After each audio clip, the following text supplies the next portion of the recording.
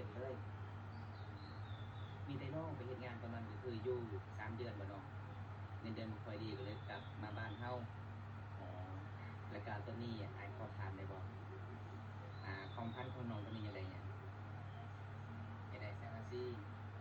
มีแซราซีคือน้องจะเฮ็ดเดือนหยังเดือนไสเป็นครัวนี่บ่อ๋อเพิ่นครัวของเราเบิ่งทุกคนได้ซี่เด้อ กินสมเด้อ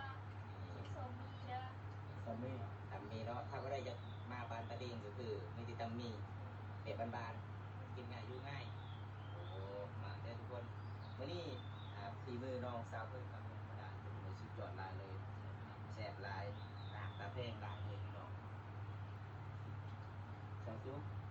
มื้อนี้ขอขอบคุณหลายเด้อที่บ่ทำอายเป็นอย่างดีเลยมื้อนี้อายก็มาเยือนมายามก็บ่มีหยังหลายมีแต่ใจ FC มาพาอยู่นำเจ้าได้บ่ได้เนาะไปเบิ่งเงินสารบ้านซอยมาเล่นนี่นะปฏิเสธเลยบอก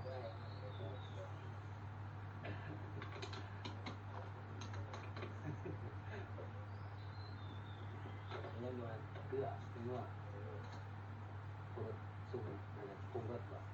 ไอ้ผู้เสิร์ฟใช่ใช่เป็นบ่เป็นบ่ไอ้เกี่ยวกับโบราณแล้วมั้งใช่แล้วแหละใช่แล้วใช่แล้ว มาแล้ว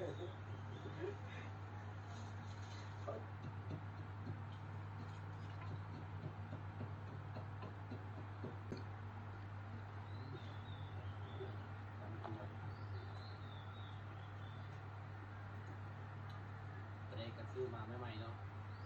คนกับคนผู้ใหม่เนาะยังกับใหม่เบิดยาวตีเนาะเห็นคือเขาเด้ขยาวขยาวชิมกันบ่ตอนเข้มบ่หวานๆบ่ชิมเลยแสดงมาเขาก็สิกินเรียบร้อยแล้วเนาะ ใส่เกลือจะกินอ่ะยันจะยันกินสัก สาวสู้มันมักเว้าภาษาเวียงจันทน์เนาะมักเลยนะสาวเวียงจันทน์สาวเวียงจันทน์เนาะบ้าสบายบ่มีภาษาเวียงจันทน์เอาแบบนั้นแหละทุกคนแต่เพลงนี่บ้าเวียงจันทน์เนาะนี่เป็นบ้าสบายม